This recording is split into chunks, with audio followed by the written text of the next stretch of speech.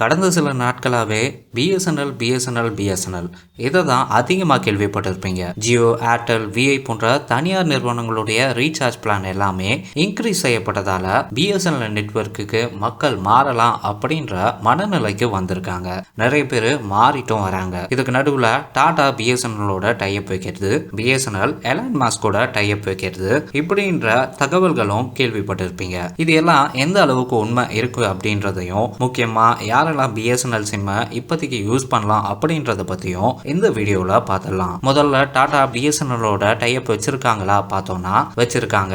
இப்பதான் புதுசா இதுக்கான ஒப்பந்தம் போடப்பட்டிருக்கு. டாடா தரப்புல இருந்து பிஎஸ்என்எல் நிறுவனத்திற்காக 4G 5G சாதனங்களை உருவாக்கி தரத்துக்கான ஒப்பந்தம் போடப்பட்டிருக்கு. இதனால பிஎஸ்என்எல்லோட 4G 5G சேவை மேம்படும் அப்படின்னு எடுத்துக்கலாம். அடுத்ததா எலான் மாஸ்குடைய ஸ்டார்லிங்க் கூட பிஎஸ்என்எல் நிறுவனம் டைப் வைக்கும் அப்படின்ற ஒரு விஷயமும் பேசப்பட்டு வருது.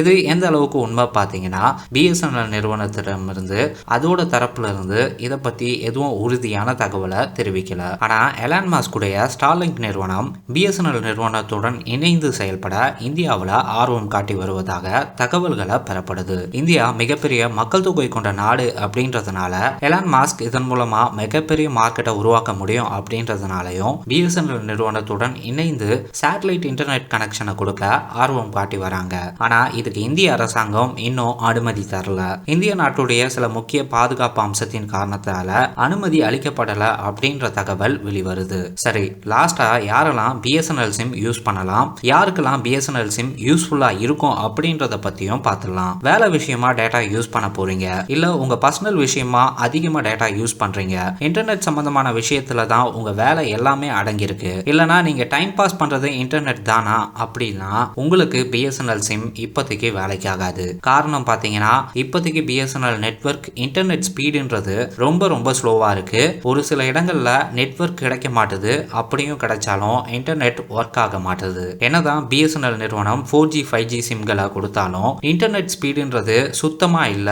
இதே நிலைமை தான் நீடிக்குமா கேட்டீங்கன்னா அதுவும் தெரியல. ஆனா 4G 5G சேவையை மேம்படுத்த டெக்னாலஜி அப்டேட் மற்றும் அதுக்கான சாதனங்களை உருவாக்க பிஎஸ்என்எல் நிறுவனம் முயற்சிகளை எடுத்து வருவதாக தகவல்களை தெரிவிச்சிருக்காங்க. சோ நீங்க ஒரு 4G 5G ஸ்மார்ட் போனை யூஸ் பண்றீங்கன்னா, இன்டர்நெட்டை நம்பி தான் நீங்க இருக்கீங்கன்னா, அப்போ உங்களுக்கு பிஎஸ்என்எல் சிம் யூஸ் ஆகாது.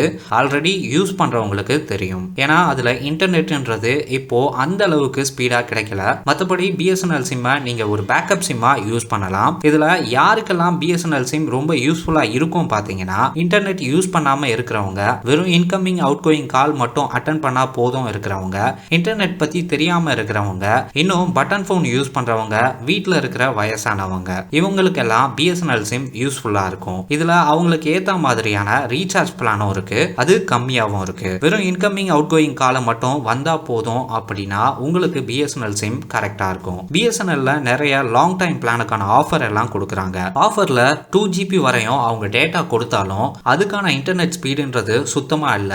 அவங்க கொடுக்குற 2GB டேட்டாவையும் யூஸ் பண்ண முடியல. அந்த டேட்டா எல்லாமே வேஸ்டா தான் போகுது. முக்கியமா 3G 4Gக்கான டவர் கூட கிடைக்க மாட்டுது. இதுதான் பிஎஸ்என்எல் நிறுவனத்துடைய மிகப்பெரிய மைனஸாகவும் இருக்கு. இதனால தான் போட்டி நிறுவனங்களான தனியார் நிறுவனங்கள் ஜியோ, ஏர்டெல், வோடாஃபோன் போன்ற நிறுவனங்கள் விலை ஏற்றினாலும் வேற வழி இல்லாம இன்டர்நெட் ஸ்பீடுக்காக திரும்ப அதே நிறுவனத்திடம் போக வேண்டிய நிலைமை ஏற்பட்டிருக்கு.